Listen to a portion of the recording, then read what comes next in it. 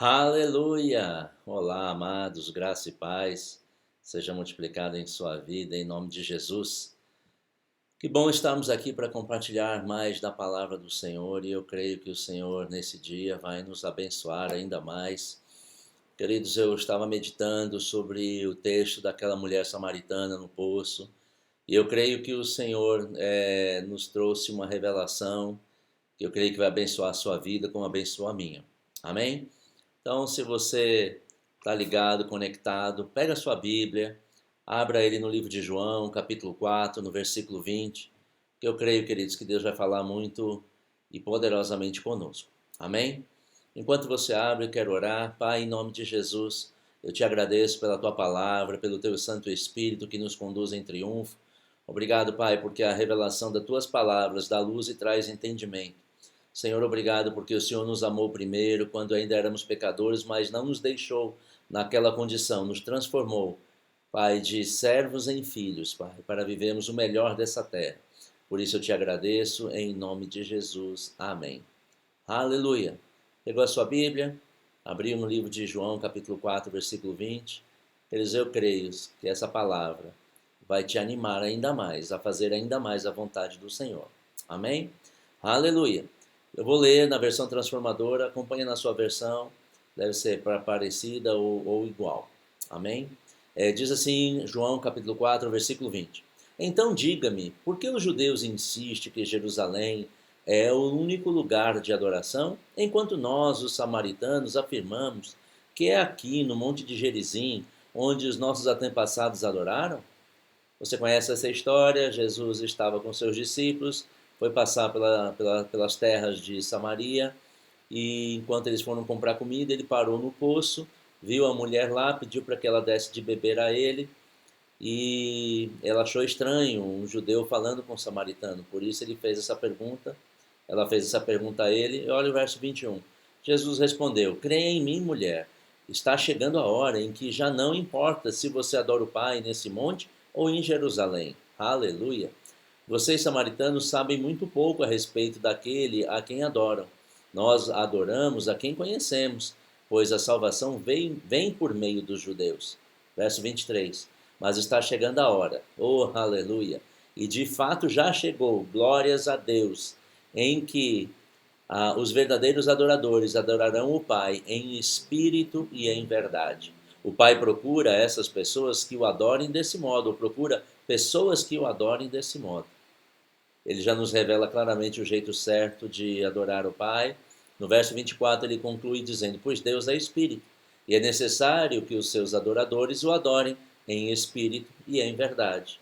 Aleluia, eu sei que nós cantamos essa canção, mas queridos, ele estava falando de algo bem mais profundo, e o que ele estava fazendo era algo muito, muito impactante para aquela mulher, e até para os discípulos, que nós vemos no texto depois, eles chegaram e se surpreenderam que Jesus estava falando com aquela mulher. Mas eu creio que você sabe, conhece a história da Bíblia, o povo judeu e os samaritanos não se davam bem, eles se detestavam por várias razões. Logo depois da morte de Salomão, 10 reinos se juntaram no norte, 2 reinos se juntaram no sul, ficando com o reino de Judá e o reino de Israel no norte. E eles depois foram conquistados por um reinado e começaram a se misturar com aquele povo. E começaram a se contaminar, a se dar em casamento, e isso era contrário aos princípios da lei dos judeus. Por isso que aqueles que ficaram em Jerusalém acreditavam que o povo de Samaria não era um povo que andava segundo os princípios da palavra. Mas sabe que Jesus estava fazendo ali naquele momento, que ele tinha toda a razão e justificativa para não conversar com aquela mulher. Mas ele estava praticando o que no capítulo anterior, ou momentos antes, ele tinha ensinado. Lembra que ele falou em João 3,16? Eu sei que você conhece esse texto, abra lá comigo, eu vou ler na versão transformadora. Diz assim, porque Deus amou o mundo, de tanto o mundo, que deu o seu Filho único, para todo aquele que nele crê, não pereça, mas tenha a vida eterna. Nós conhecemos essa palavra muitíssimo, gostamos dessa palavra, mas vamos ler também o verso 17, que diz que Deus enviou o seu Filho ao mundo, não para condenar o mundo, mas para salvá-lo por meio dele. Jesus estava ali com aquela mulher samaritana praticando a palavra que ele tinha acabado de ensinar aos discípulos.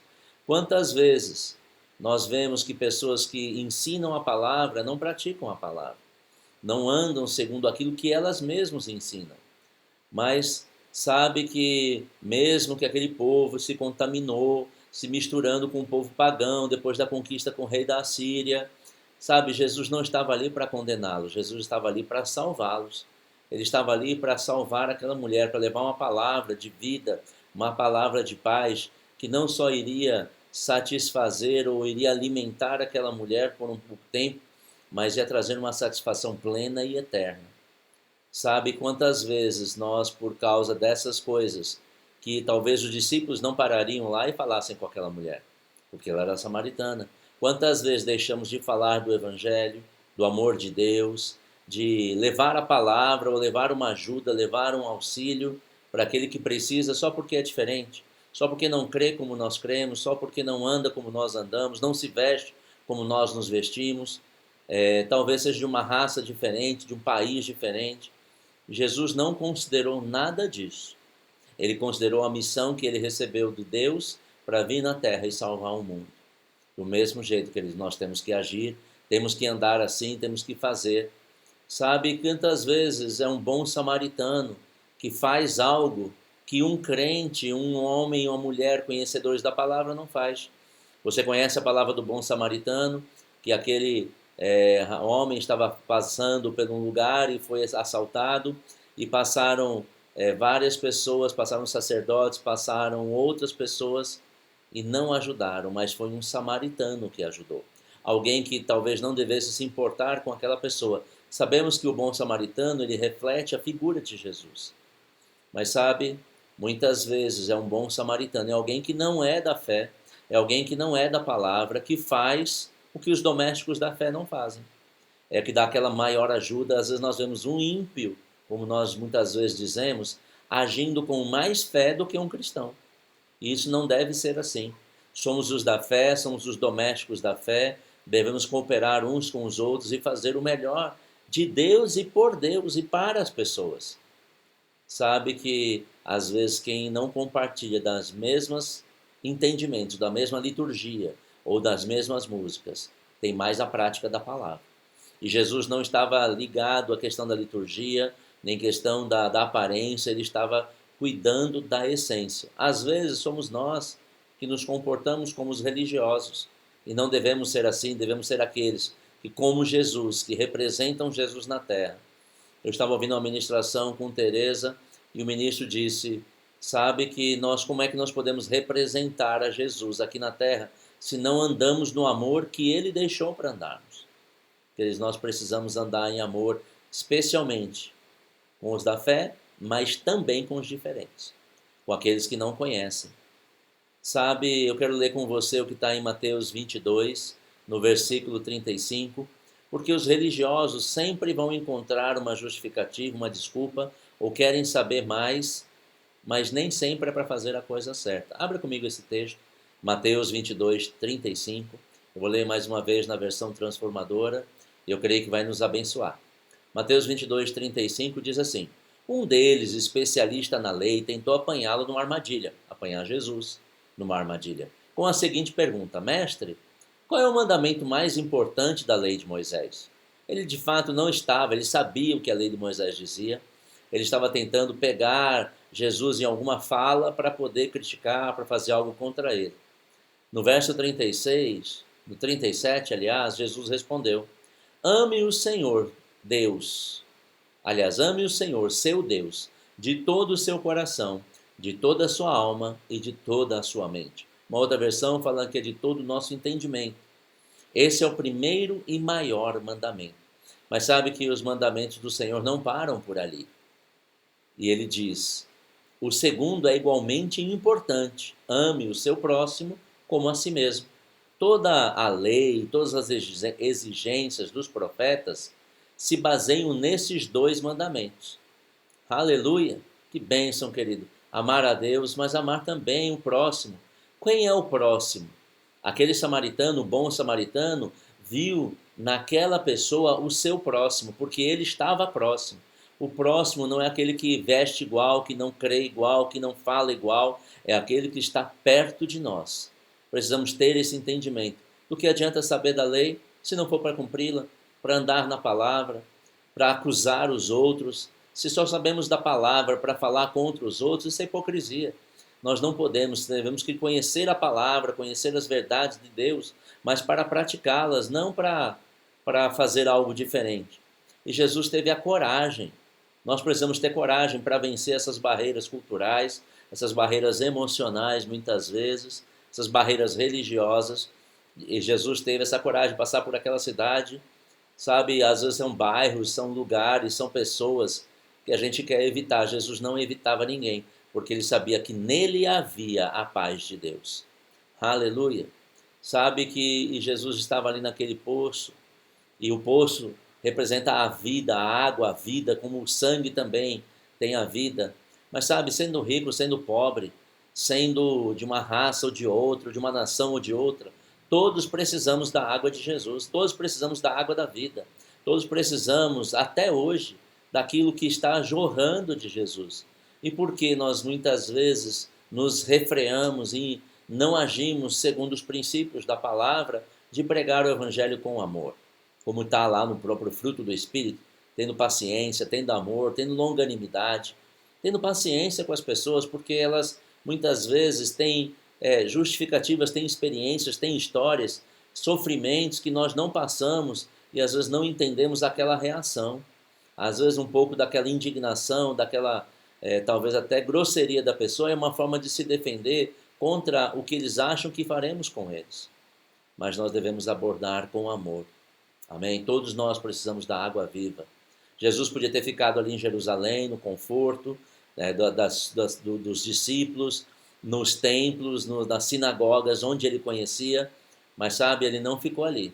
Ele sabia que pessoas precisavam da água que ele tinha, pessoas precisavam da salvação que ele trazia com ele, e que hoje somos nós que levamos a palavra da salvação de Deus para as pessoas.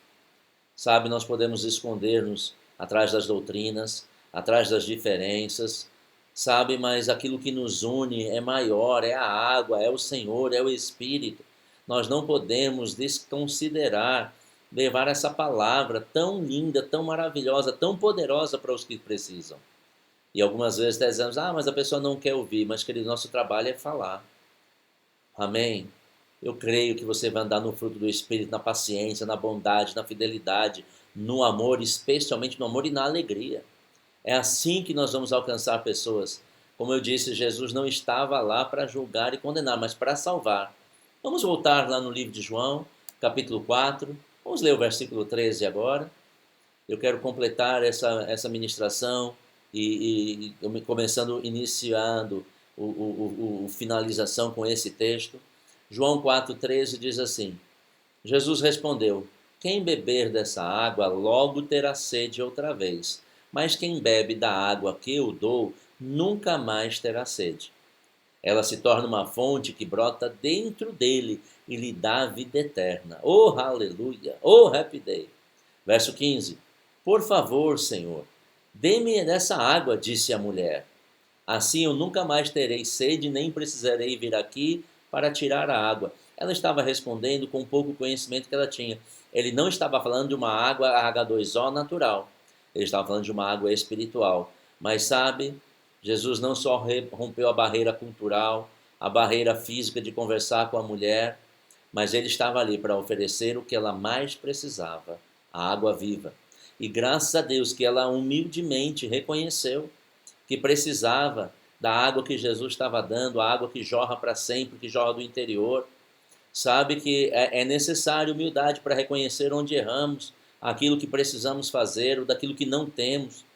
Sabe, graças a Deus, e Jesus a ajudou a vencer não só esse entendimento, mas os pecados, sem condenação, sem acusação. Vamos ler no versículo 16, e ele disse: vá buscar o seu marido, né, Jesus dizendo. E ela no 17 responde: não tenho marido. É verdade, Jesus respondeu. Você não tem marido, pois teve 5 maridos e não é casada com o homem com o qual vive agora. Certamente você disse a verdade. Jesus estava ali de uma forma muito amável, de muito carinhosa. Ele falou da água da vida, da água que jorra para a vida eterna. Ele falou com ela sobre aquilo que ela estava fazendo que não era correto, mas sabe, e ele não a julgou, a não condenou. Ele não disse, você está fazendo isso ou está fazendo aquilo. Ele diz, olha, é assim, isso não é para você. E eu creio que ela percebeu que Jesus, nós sabemos pelo texto que era profeta, que poderia trazer algo que iria transformar a vida dela. Sabe que nós temos que levar a palavra para as pessoas, levar a palavra que salva, a palavra que liberta, a palavra que tira as pessoas do engano, do erro, sem julgar, sem congregar, sabe? E Jesus, ela também reconheceu que precisava, que estava errada, né? Ela reconheceu, diz, é verdade, Senhor, é verdade, certamente você disse a verdade. Sabe que para reconhecer o erro, para reconhecer aonde nós caímos, é necessário humildade. Andar que não estamos seguindo os princípios da palavra, podemos olhar para quem está andando num erro mais, talvez, impressionante, e dizemos, a pessoa está agindo errado, mas se nós não estivermos pregando a palavra a toda criatura, nós também estamos fora da palavra. E precisa humildade para consertar. É o primeiro passo para se consertar com Deus, é reconhecer o erro, é reconhecer que não agimos totalmente segundo em linha com a sua palavra, com a sua vontade. Queridos, é o tempo de conserto, é o tempo de recebermos dessa água viva, de darmos dessa água viva, de reconhecermos os nossos erros e ajudar as pessoas com as limitações delas, com os erros dela, mas não de uma forma de condenação. Sabe que quem está no erro, ele muitas vezes acha que está certo. Sabe que nós não podemos falar e criticar, devemos apontar a solução. Devemos apontar o caminho para a verdade. Mas temos que não podemos ter orgulho. O orgulho de, não, mas eu já sei, eu sou da palavra, eu sou da fé. Nós temos que reconhecer, Pai, ajuda-me a fazer melhor a tua obra, a pregar o teu evangelho para mais pessoas. Nós temos que ter humildade, não podemos ter orgulho. Quantos têm orgulho e não descem do salto para ir, para dar a mão, para dar uma ajuda financeira, uma ajuda de alimento, uma ajuda da palavra, passam de largo, como foi o caso daquele samaritano que não passou, mas um sacerdote passou, um levita passou. Queridos, nós precisamos estar sensíveis àquilo que Deus nos chamou para fazer com alegria. Porque lembra do fruto do Espírito? Fala de alegria. Nós temos que andar em amor, mas temos que andar em alegria. E fazendo segundo o que as pessoas precisam. E nós temos uma palavra que leva vida, que sara, que restaura, que transforma. Não podemos guardar e trancar aquele poço e entulhar o poço só para nós. Nós devemos compartilhar, porque da água que nós bebemos do Senhor não vai faltar. Lembrei até de uma música. Aleluia, vida manará da fonte que abriu o Senhor, a água jorrará. Você sabe, eu canto muito mal, mas é a palavra. A palavra, nós não podemos entulhar os poços. Nós devemos levar essa palavra. Eu lembro de um tio meu em Belo Horizonte que entendeu sobre a semente, sobre a plantação. Ele comparou a um poço. E eu nasci em São Paulo, capital, não tinha muito entendimento. Ele diz, olha, quanto mais você tira a água de um poço, mais água brota dali. Da água que você vai compartilhar, da palavra que você vai compartilhar, do amor que você vai compartilhar com alguém, nunca vai lhe faltar. Perdão, sempre terá mais, porque o Senhor dá semente ao que semeia e pão por alimento. E Ele nos enche cada dia mais de amor, paz e alegria transbordante para que possamos compartilhar com as pessoas. A água que Jesus traz é a única que nos satisfaz, é a única que vai satisfazer pessoas, é a única que pode transformar. Eles não vamos negligenciar essa palavra, porque como eles vão aceitar se alguém não for e pregar o Evangelho? E como alguém vai pregar se não forem enviados?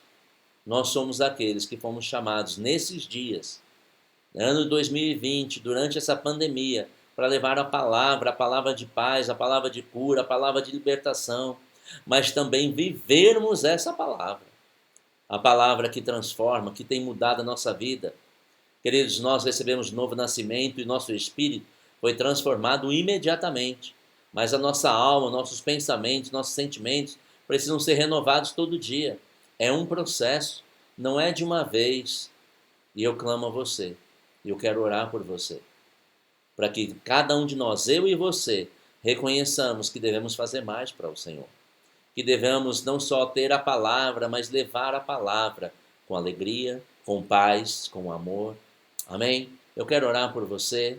Pai, em nome de Jesus, eu te agradeço, Pai, pela tua palavra, porque Jesus, ele não fez, Pai, se fez diferente. Ele não fez, Pai, questão por ser, Pai, o enviado do Senhor, mas ele conviveu aqui na terra com nós, os mortais, com aqueles que, como dizem por aí, comedores de feijão. Pai, obrigado, porque ele não teve orgulho para se misturar no meio do seu povo, ou das suas criaturas, e nos fez filhos. Obrigado, Pai, por homens e mulheres se despertando para ir mais longe, para ir mais alto, para ir mais rápido, para pregar da tua palavra, para manifestar da tua graça, do teu amor, para contribuir para a tua obra, Pai. Obrigado por aqueles que têm o chamado e o dom, Pai, para semear, para multiplicar, para sustentar obras, mas também por aqueles, Pai, que têm um chamado para pregar a tua palavra, que não se calem, mas falem da tua palavra. Pai, que não fiquem falando mal contra o governo, porque isso é contra a sua palavra, mas orem pelas nossas autoridades, mas também preguem a tua verdade, preguem a tua palavra com graça e com amor. Por isso eu te agradeço, em nome de Jesus. Amém. Oh, Happy Day, queridos, que bom podemos estarmos juntos, cooperando com o Senhor, com a sua palavra. Sabe, eu creio que cada dia mais o Senhor vai nos fortalecer, porque juntos somos mais fortes. Nós somos muitos, nós somos um corpo, que tem muitos membros, mas temos que estar unidos em amor. Amém? Tenha um dia abençoado, cheio de graça e alegria, em nome de Jesus. Amém. Bye, bye.